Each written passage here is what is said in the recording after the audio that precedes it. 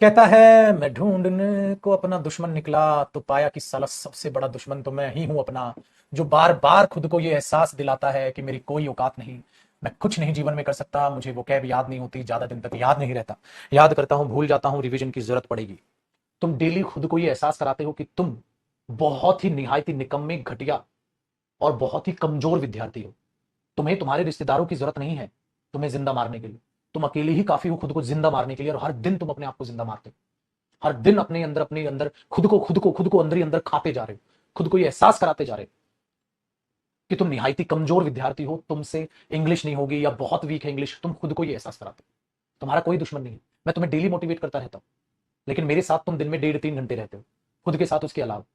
इसलिए याद रखना बेटा, तुम्हें किसी की जरूरत नहीं है। तुम अकेले काफी हो खुद की ऐसी तैसी करने के लिए। कोई रिश्तेदार नहीं आएगा तुम्हें चिढ़ाने या ताने मारने, तुम उसका काम खुद ही कर रहे हो। तुम्हें कोई दुश्मनों की जरूरत नहीं है। तुम्हें नहीं है जरूरत, अबे पागल। इसीलिए आप उस बात को बेटा, माइंड ना ये बहुत स्ट्रांग होता है। एक इंसान कैंसर को भी ठीक कर लेगा अगर वो मेंटली स्ट्रांग है तो।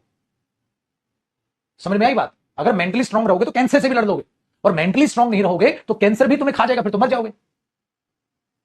तो अगर अपने दिमाग में पहले ही बैठाओगे नरेशन रिवाइज नहीं करनी है, डायरेक्ट करनी है, नरेशन रिवाइज नहीं करनी है, सीधा समझना है, सीधा समझ आ रहा है, हाँ रिवीजन नहीं करनी, तो माइंड को पक्का है। एक बात बता, मैंने बोला एक चीज कॉपी करनी है, हाँ कॉपी कर दे, कोई नहीं, गलती हो जाएगी चलेगा।